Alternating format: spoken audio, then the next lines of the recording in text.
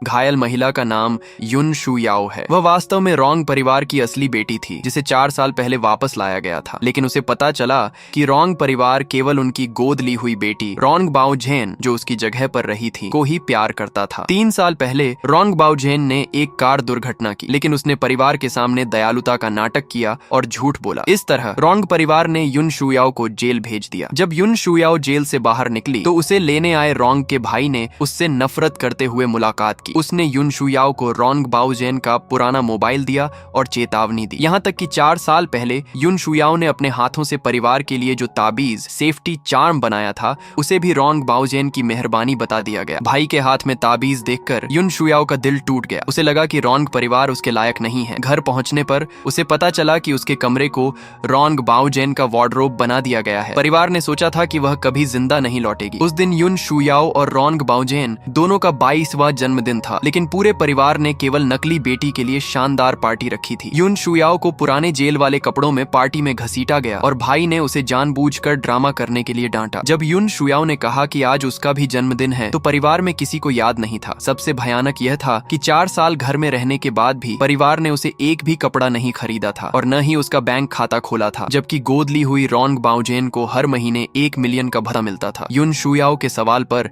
माँ ने उसे महान बनने की सलाह दी। परिवार का यह पक्षपात युन शुयाओ के दिल में तेज चाकू की तरह चुभा। तभी रोंग बाओजेन ने नाटक किया कि युन शुयाओ ने उसे धक्का दिया है, जिससे उसके टखने पर चोट आ गई। परिवार ने तुरंत बाओजेन को घेर लिया। पिता क्रोधित हो गए और युन शुयाओ को झूठ बोलने वाली सौतेली बहन से घुटने टेक कर माफी मांगने का आदेश दिया। युन शुयाओ अब और सहने को तैयार नहीं थी। उसने परिवार से संबंध तोड़ने की घोषणा कर दी। पिता गुस्से से भड़क गए और आदेश दिया कि वह रोंग परिवार की हर चीज उतार कर बाहर निकल जाए। भाई गुस्से में आ गया और पारिवारिक कानून लागू करने की धमकी दी। 50 बेंत से पिटाई के बाद ही वह घर से जा सकती थी। बेंत की बारिश हुई। युन शुयाओ ने दांत भींच लिए पर चीखी नहीं। उसके कपड़े खून से भीग गए, पर उसकी आंखों में कोई डर नहीं था। जब वह लगभग बेहोश होने वाली थी, दरवाजे पर जोरदार घोषणा हुई, युन परिवार के मुखिया आए हैं। रोंग परिवार की आंखें चमक उठी। उन्होंने सोचा कि यह सम्मान रोंग बाओजेन के लिए है। उन्होंने घायल युन शुयाओ को घसीटकर एक कोने में फेंका और मेहमानों का स्वागत करने दौड़े। लेकिन जब युन परिवार ने आधी मृत युन शुयाओ को देखा तो उनके चेहरे का रंग उड़ गया। युन फू, युन परिवार की पत्नी, दौड़ कर आई और अपनी जख्मी बेटी को गले लगा लिया। जिंग सिटी के सबसे अमीर आदमी युन जोंगमिंग गुस्से में चिल्लाए, यह क्या हुआ? मेरी बेटी के साथ किसने ऐसा किया? पता चला कि युन शुयाओ युन परिवार की 18 साल पहले खोई हुई असली बेटी थी। सालों से रोंग परिवार को भेजे गए सारे उपहार युन शुयाओ के लिए थे। रोंग परिवार हक्का बक्का रह गया। उन्होंने एक गोद ली हुई लड़की के लिए असली सहारे, सबसे अमीर परिवार की बेटी को दुश्मन बना लिया था। लेकिन वे पछताए नहीं।